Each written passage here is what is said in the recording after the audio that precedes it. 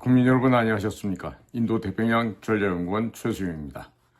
오늘도 저희가 마련한 유튜브 채널 인도 태평양 전략연구원 그리고 공작관 TV 그레이트 게임을 애청해 주셔서 감사를 드립니다.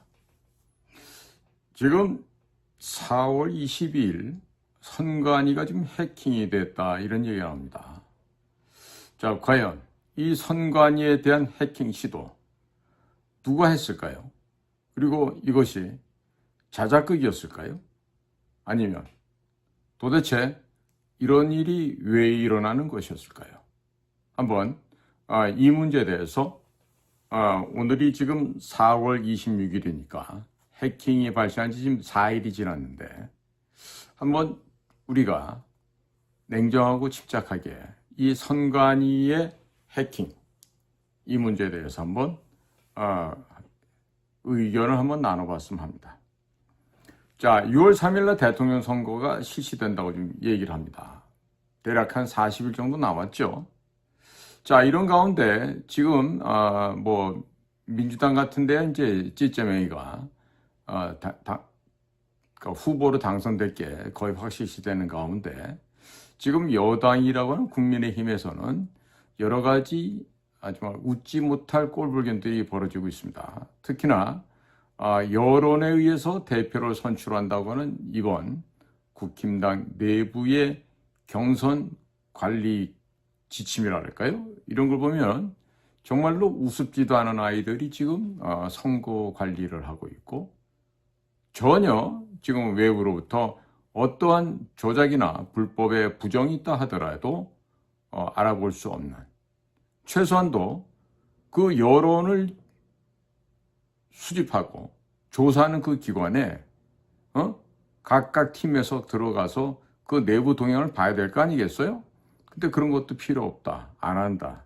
자, 이러는 가운데 과연 이 나라에서 얼마나 지금까지 횡행되어 온 여론의 조작과 투표의 조작이 이번에도 또 그대로 재현될 것이라는 게 불을 보듯 뻔한데도 자, 국민의힘은 전혀 그런 것을 개선할 의지조차 없다. 아니, 의지가 아니라 그러한 사실 자체에 대한 무지함, 무식함, 전혀 낯 놓고 기억자도 모르는 그런 것들이 지금 선거를 하겠다라고 지금 웃기지도 않은 짓을 하고 있는 것입니다. 자, 이런 가운데 중앙선관위의 홈페이지를 노린 사이버 공격이 발생을 했습니다. 지나간 4월 22일 오후 2시 40분부터 3시간가량 누군가에 의해서 외부에서 선관위 사이트에 침입하려 한 단서를 잡고 딴 데도 아닌 경찰의 수사를 의뢰했어요. 왜 선관위가 이런 짓을 했을까요? 그러니까 선관위가 대부분의 지금 사람들은 도둑놈의 집단이다. 가족으로 구성된 유한회사이다. 있을 만한 존재이다. 헌법기관 아니다. 그저 사적인 도둑놈 집단이다. 자, 이러한 인식이 지금 팽배해 있는 가운데에서 선관위 스스로가 해킹이 있었다고 자발적으로 신고를 했다? 자, 그 어느 때보다도 이 도둑 집단인 선관위의 역할이 나름대로 중요하다고 하는 지금 보궐 대통령 선거가 지금 40일 앞에 와 있는데 이런 일이 벌어졌다고 하니 과연 선관위 말을 그대로 믿을 수도 없고 안 믿을 수도 없고 어쨌든 적지 않은 파장이 일어나고 있는 만큼은 사실인 것으로 보여집니다. 대선이 마무리되고 투표 결과를 의심하고 부정하는 세력이 활개를 치는 것을 막으려 한다면 선관위는 지금 당장 해야 될 일이 있죠. 전산망에 대한 점검, 사이버 보안 대책 마련에 만전을 기해야 하겠지만은 선관위 스스로가 이 일을 사전에 점검을 한다든지 완벽한 사이버 보안 대책을 만든다든지 하는 것들은 이자들의 능력과 이자들의 심성으로는 도무지 하고 싶어도 할 수 없는 아주 어려운 일 아니겠습니까? 자, 지금 국민의 절반 이상은 선관위라는 조직이 있으나마나한 존재라고 지금 다들 생각하고 있습니다. 특히나 우리 젊은이들, 2030 또 그들의 의견에 동조하는 10대들까지도 야, 무슨 어른들이 저 모양이야? 저런 도둑놈들이 모여갖고 공정하게 선거를 한다고 지금 믿으려 하지 않습니다. 그런데 이 한심하고도 불이한 불법 범죄 집단인 선거관리위원회는 이번에 공격 대상이 된 곳이 선관위원회 사이트 중에서도 선거 통계 시스템이었다는 얘기를 하고 있습니다. 선거 통계 시스템. 자, 여기에는 과거에 치러졌던 선거들의 전체 투표율과 정당별 지지율, 이런 데이터들이 보관이 되어 있겠죠. 자, 선관위는요, 선거 통계 시스템에 대한 공격은 대선의 투표 개표와는 무관하다. 신속한 차단 조치로서 해킹 등 피해는 발생하지 않았다고 밝히고 있습니다. 그럼 아무 피해도 없는데 왜 신고했을까요? 하면서 이번 사안을 엄중하게 인식하고 보안 관제 모니터링을 강화해서 운영하고 있다. 이렇게 첨가를 했다고 하는데 과연 이자들의 이런 입에 발린 거짓말들을 과연 어디까지 믿어야 하겠습니까? 자, 선관위가 하지 말아야 될 일 중에 하나는요, 뭐 정직하게 한다, 뭐 원리 원칙대로 한다 이런 것도 있지만요, 사전 투표라는 것 자체를 하지 말아야 됩니다. 예전에도 보면은 사전 투표를 독려하기 위해서 배낭 메고 놀러 가는 포스터, 자전거 타고 놀러 가는 포스터, 산가들 어디론가 이렇게 다니면서 놀러 다니는 그런 포스터를 갖다가 많이 게시를 했습니다. 왜 그랬겠습니까? 본 투표일은 투표를 하는 게 아니라 놀러 가는 날이다. 이런 것을 국민들 머리에 이렇게 세뇌를 하는 거죠. 세뇌를 해서 여보시게 미리 투표하고 놀러들 가. 그날 무슨 투표를 하나? 그냥 남녀노소 불문하고 미리 투표하고 당일날은 놀러 다녀라. 이거를 독려하던 데가 바로 어디다? 선관위예요. 그러니 이자들은 의도적으로 이 거짓과 부정을 저지르기 위해서 누구의 지시? 북한의 지시. 또 누구의 지시? 중국 공산당의 지시를 받자와 대한민국 주권자인 국민을 우롱하고 욕을 보여왔던 것이죠.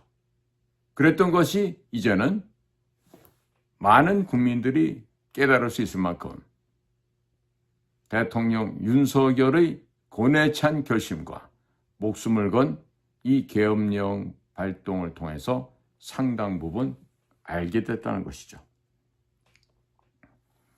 대선의 투표 개표와는 아무런 문제가 없다.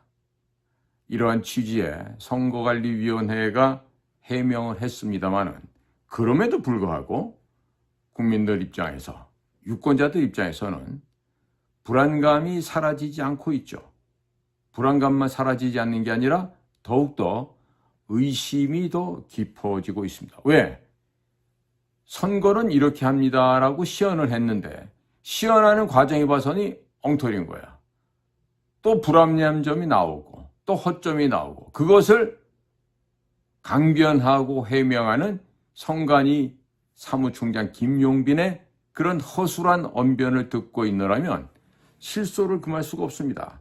과연 저자가 진짜 서울대학교 법과대학을 나왔나? 정말로 판사를 한 사람일까? 몰라도 어떻게 저렇게 모를 수가 있지? 알고 봤더니 김용빈이가 거기에 들어간 이유가 있어요. 이 김용빈이도 원래가 전라도 사람이에요. 선관위 지금 위원장이 누구죠? 중앙선관위 위원장? 노태학인가요? 그 사람 출신이 어딘지 한번 알아보세요. 다 지들끼리 그렇고 그런 사이이기 때문에 끌어다 온 거야. 사람들은 김용빈이 윤석열과 함께 79년도 서울법대로 들어갔다고 해서 윤석열의 친구라고 얘기하지. 분명히 얘기하건대 같은 시기에 대학을 같이 간 거는 동기가 되죠. 그러나 동기생이라 그래서 전부 다 친구는 아닙니다. 아시겠어요? 그러니까 79년도에 서울법대를 들어간 사람이 한 160명 정도 되는데 그 지금 160명 말고도 외교관 자녀 특례로 해갖고 시험 같지도 않은 시험 그냥 형식적으로만 테스트하고 떡하니 서울법대생이 된 이런 자가 있잖아요. 응? 그러면 그런 애들도 동기라고 쳐야 될까요? 날로 먹고 들어왔는데 무슨 얼어 죽을 외교관 자녀야. 중앙정보부가 그게 외교관이에요? 거기가 외교부예요?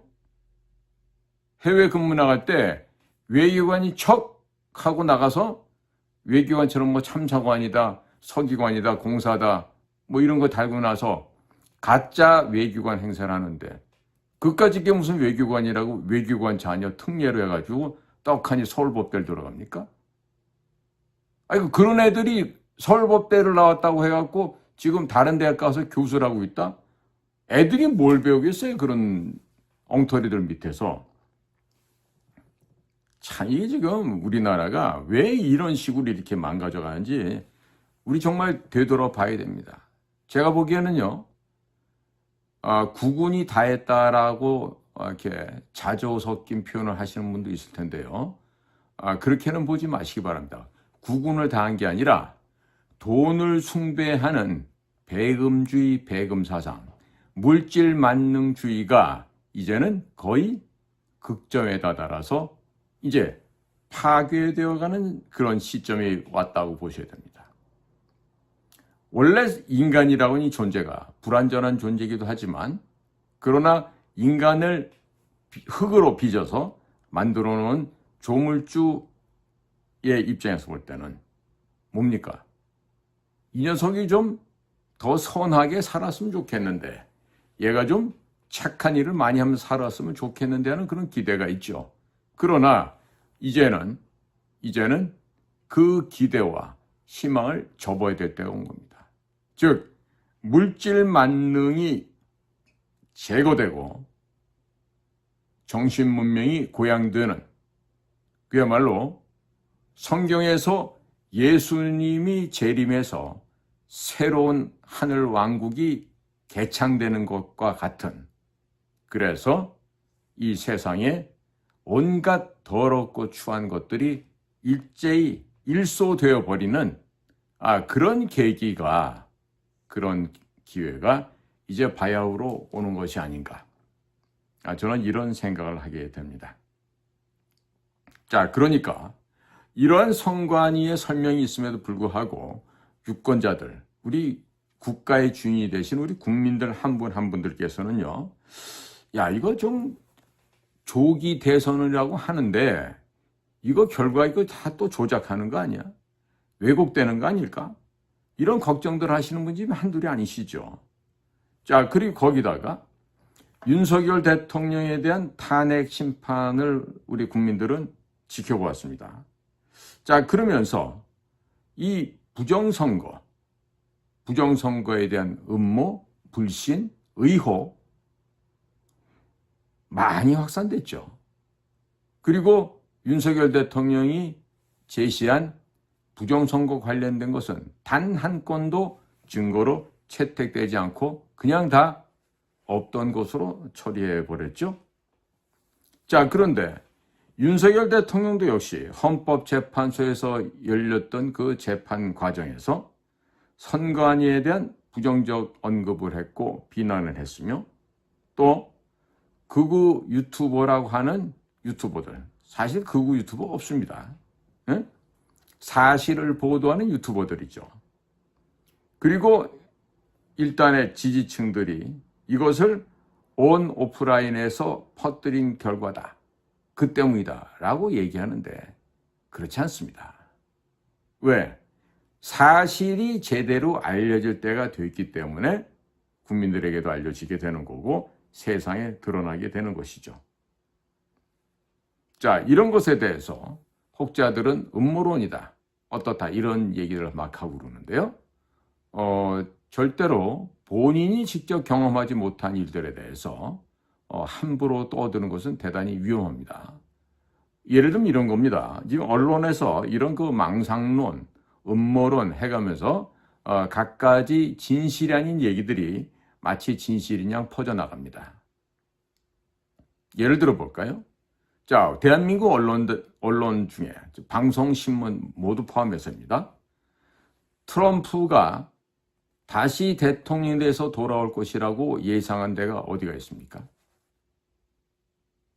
아마 유튜버를 하시는 선각자들 가운데서는 그런 예측과 고견을, 탁견을 말씀하신 분들이 계시죠. 예를 들면 이충근 박사님, 혹은 뭐 강미연 교수님, 또 다른 많은 분들이 있었지만요. 어떠한 공중파, 어떠한 종편, 어떠한 종이신문 이런 데서도 도널드 트럼프가 대통령으로 다시 돌아온다라고 예상했던 데는 단 한 군데도 없습니다. 심지어 이제 와서는요, 트럼프가 지금 1월 20일 날 취임을 했죠. 2월, 3월, 4월, 이제 90일이 지나고 그는 100일이 돼 가는데요. 자, 이런 과정에서도 대한민국 언론에서는 여전히 도널드 트럼프에 대한 혹평, 비난성, 그리고 뒤에서 잡아 끌어내는 듯한 험담, 이런 짓들을 주로 하고 있습니다. 자, 지금 계속해서 한국 언론에서 이와 같은 행위를 하다가는요, 지금 금년 내로 중국이 파괴되고 중국 공산당이 해체가 되면서 중국이 지금 갈갈이 4분 5일 정도가 아니라 56개 민족으로 구성되는데 적어도 한 몇십 개 정도로 쪼개질 수도 있겠죠. 자, 그렇게 되면 자동적으로 한반도는 중국 공산당의 괴멸과 함께 한반도에 대한 셔플, 리오거나이제이션이 진행이 될 것입니다. 즉 남북한 간에도 관계가 지금의 형국이 변화될 것으로 전망이 됩니다. 그러면 그렇게 되는 과정에서 대한민국의 언론이라는 것들도 아마 무자비한 처분을 받게 될 것으로 지금 전망을 하고 있습니다. 자, 지금 국민들께서 불신하고 있는 선거관리위원회, 이자들의 입에 발린 듯한 경찰의 신고, 이런 걸 보면서 많은 국민들이 믿지를 않고 있습니다. 자, 지금 중요한 것은 과연 이 나라가 이 체제 전쟁이 지금 진행되고 있는데 이 체제 전쟁 속에서 과연 우리는 자유민주주의를 숭상하며 시장 경제를 유지하는 진정한 공화국 대한민국을 유지 발전시킬 것인가? 아니면 이 체제 전쟁에서 북한 공산주의, 중국의 공산주의, 저들의 무도하고 잔인하고 인간 이하의 전체주의 통제 시스템, 독재 시스템, 신정 왕정 체제, 미신 종교 집단, 사교 집단의 지배를 받을 것인가? 과연 이 체제 전쟁에서 국민 여러분들은 어느 쪽을 선택해야 할 것인가라는 문제입니다. 단순하게 지금 대통령 한 사람 파면됐다 그래서 이것을 가지고 보궐선거 어쩐다 까불 때가 아니에요. 과연 이 민족이, 이 나라가 지난 1917년 볼셰비키 혁명 이래 1918년경부터 유입되기 시작했던 그 공산주의 사상, 전체주의 사상, 사회주의 사상, 이것들이 100년 넘게 한반도를 계속해서 잔류하고 있으면서 일제 35년간에도 그 사상이 많이 확산이 됐습니다만 특히나 45년도 해방 이후에 급격하게 본물처럼 터져나온 이 공산주의 이데올로기가 이 대한민국 한반도를 얼마나 더럽고 피비린내 나는 결과로 몰고 왔는지를 우리 모두가 올바로 인식하고 깨달아야 해야 되겠습니다. 자, 그 덕분에 6.25 전쟁을 겪고 이 나라는 잿더미가 됐었습니다.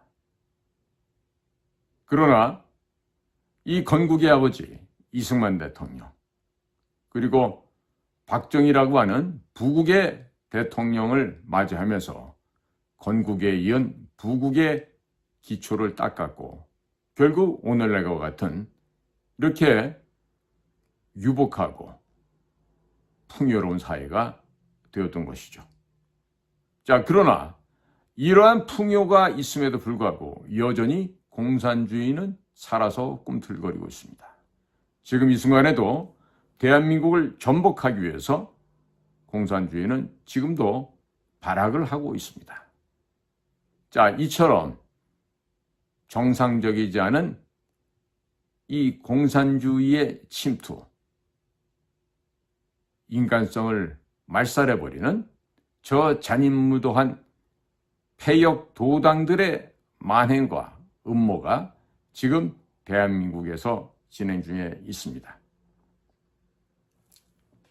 국민 여러분, 지금 대한민국이 위기라는 것을 전 세계에 알리셔야 되지 않을까요? 유튜브와는 한낱 저같이 미물이 떠든다고 해서 얼마나 전파가 될 수 있겠습니까? 중요한 것은 투표권을 갖고 계시는 우리 유권자 여러분, 국민 한 분 한 분의 변화입니다. 자, 지금 무슨 법원이 바뀌고 국회가 바뀌면 된다고 생각하십니까? 아닙니다. 국민 여러분들이 바뀌셔야 됩니다. 여러분 한 분 한 분의 의식이 고양되어야 되고 여러분들의 이 전 세계를 바라보는 사물을 바라보는 그 눈높이가 높아지고 고양되고 제고되어져야 바로 이 나라가 올바른 방향으로 갈 수 있는 것입니다. 자, 정치인들 한두 명이 나와서 떠든다고 하는 그러면 나라가 바뀌어집니까? 물론 바뀌어지는 면이 없지 않아 있을 수도 있겠죠. 그러나 근본적으로 중요한 것은 국민 한 분 한 분이 바뀌셔야 됩니다. 국민 한 분이 바뀌어야만 이 나라의 정치가 바뀔 수 있습니다. 이 나라의 교육도 바뀌어집니다. 이 나라의 경제도 사회도 문화도 국민 한 분 한 분이 바뀌었을 때야만 비로소 이 나라가 전체적으로 바뀌어질 수 있는 것입니다. 혹자들은 얘기합니다. 인간 말종도 안 되는 것, 짐승 쓰레기보다도 못한 것들이 지금 대통령을 하겠다고 나왔다. 이런 얘기들을 하세요. 그러면 그런 인간 말종, 쓰레기도 못한, 짐승만도 못한 것이 감히 어떻게 대통령이 되겠다고 나올 수 있습니까? 이 얘기는 이 나라를 구성하고 있는 국민 전체의 민도가 밥 먹고 차 사고 이런 물질 문명의 수준은 높아졌는지 몰라도요. 정신 문명의 각성이 되지 않고 역사를 모르고 이념과 사상도 모르는 개돼지 배부른 개돼지로 변화됐기 때문에 나라가 이렇게 문명이 저열한 수준으로 떨어진 것입니다. 저도 자식을 키워봤습니다만은 아이들을 키우는 과정에서 대한민국의 부모들이 하는 얘기도 있습니다. 야, 공부 열심히 해서 서울대학교 가야 된다. 서울대학교 나와서 좋은 직장 가고 좋은 직장 취직해서 돈도 많이 벌고 잘 먹고 잘 살아야 된다. 그렇게 가르칩니다. 자, 그렇게 가르쳐 놓으니까 ABM이도 몰라보는 그런 짐승만도 못한 놈들이 됩니다. 서울대학교 나와서 뭐 할 겁니까? 좋은 대학교 가고 고시 붙어서 직장 생활하면 뭐 할 겁니까? 그 전에 뭐가 돼야 되죠? 사람이 돼야 되죠. 사람이 되지 않는 놈들에게 무슨 대학이 필요하고 무슨 좋은 직장이 필요하고 무슨 좋은 자동차가 필요하겠습니까? 자, 제가 대학 갈 그 무렵에는 보면은요. 만약에 한 반에 70명이면요. 반에서 65등도 못하는 애들이 아버지가 뭐 교수인데 신학대학 교수랍시고, 아니면 뭐 집안에 누가 뭐 교회 목사인데 뭐 어떠죠. 그런 애들이 신학대학을 갔어요. 물론 안 그런 훌륭한 학생들도 있었겠지만 대체적으로 신학대학 가는 애들의 수준이, 당시 예비고사 보통 우리가 서울대학이 275에서 80 정도 맞으면 사회계열을 응시할 수가 있습니다. 그런데 예비고사도 못 붙는 애들, 즉 170점, 180점도 못 받는 이런 애들이 신학대학을 갔어요. 그런 애들이 세월이 지나고 나니까 목사가 돼. 강단에 서가지고 뭐 은혜롭게 설교를 하고 그런데 보면은 참으로 가관이죠. 지금 우리 사회가 이런 식으로 엉터리로 돼가고 있어요. 모든 분야에 열심히 땀 흘리고 노력하고 성실하게 살아온 수많은 국민들이 있어요. 그 몇몇 서울대학교 나오고 고시 붙은 애들이 이 사회를 이끌어온 게 결코 아닙니다. 한여름에 이 용접봉 들고 마스크 쓰고 땀을 뻘뻘 흘리면서 용접을 했던 그런 기술자들, 열심히 건설 현장에서 기계와 사투를 벌이고 자연과 벗삼아서 피땀을 흘리는 그런 노동자, 근로자들 여러분들이 계셨기 때문에, 또 열심히 농사짓는 농부가 있었기 때문에, 또 열심히 일해준 공장의 누나들이 있었기 때문에 이 나라가 이 정도 된 거 아니겠습니까? 그런데 건방진 검사 자식들이, 판사 자식들이, 이런 것들이 지들이 엘리트라고 나서서 온갖 꼴값을 떨고 있는 사회가 지금 현재 대한민국의 모습 아니겠습니까? 자, 국민 여러분, 이번에 선거가 만약에 진행이 된다 했을 때 부정선거 막지 못하면요, 선거 하나만 아닙니다. 특히나 국민의힘당 여러분들은 통렬하게 지금 반성을 해야 됩니다. 내일부터 지금 4명 가운데 지금 2명으로 줄이는 그 뭐 여론조사도 하고 한다는데, 그럼에도 불구하고 아직도 정신 못 차리고 이 부정선거가 뭔지, 여론 조작이 뭔지조차도 모르는 너희 같은 것들은 앞으로 무슨 대통령을 만든다 어떤다 이런 소리를 안 했으면 좋겠어요. 더더군다나 이미 돈이 많아서, 그 돈이 어디에서 구했는지 모르겠지만 한동훈이 같은 경우는 상당히 돈이 많은 모양이에요. 어디서 돈 났을까? 지난 2022년 7월에 미국의 법무부 FBI 만나고 했을 때 한동훈이가 갔던 데가 있죠. 뉴욕검찰청 남부지청입니다. 그것은 전 세계의 대형 머니런더리, 자금 세탁과 금융, 경제 범죄를 수사하는 곳이죠. 분명히 한동훈은 거기서 대한민국에서 전개되었던 암호화폐를 통한 대북 지원 관련된 구체적인 범죄 증거물들을 받아왔어요. 그럼에도 불구하고 수사를 안 했죠. 그러면 그 범죄 수익에 해당되는 소위 크립토커런시, 암호화폐를 가지고 원래 그것을 소유하고 있거나 그 돈을 갖고, 즉 암호화폐를 가지고 다른 짓을 하려던 그 세력들과 빅딜을 하고 사례비로 받고 그 자들을 조사를 무마하지는 않았을까요? 아마도 그렇게 된다면 수조 원을 그쪽으로부터 받아 챙겼을 것 같은데, 암호화폐를 받아서 암호화폐 거래소에서 팔아서 현금화했다라면은 뻔하죠. 그 돈의 지금 용초와 그 돈의 은신처와 그 돈을 관리하고 있는 자들이 누구라는 것을. 이와 같은 구조적인 기득권층, 이자들의 부패와 부정, 특히나 서울대학교를 중심으로 하는 이 법조 카르텔의 부정부패는요, 바로 오늘날 대한민국을 망가뜨리게 한, 대한민국을 부정부패 공화국으로 만든 근본이었다는 것을 이번 선거를 통해서 꼭 아셔야 됩니다. 다시금 얘기하건대 이번 보궐선거에 있어서 검사, 판사, 변호사, 의사 이따위 것들은 절대로 국민 여러분들께서 아예 관심조차도 갖지 마시기 바라요. 응? 그런 자들에게 나라를 또 맡긴다는 것은요, 바로 국민 여러분들께서 나는 바보입니다. 나는 개, 돼지 이오니 마음대로 여러분들이 우리의 생사 여탈권을 갖고 마음 놓고 처리해 주십시오. 라고 이런 멍청한 결정을 해서 여러분들의 삶과 여러분들의 시간, 여러분들의 재산을 여러분들의 후손들까지 그런 짐승만도 못한 쓰레기들에게 헌납하게 된다는 것을 반드시 기억하시기 바랍니다. 오늘도 저희 방송을 경청해 주셔서 감사를 드립니다. 안녕히 계십시오. 저는 인도태평양 전략연구원 최승입니다. 감사합니다.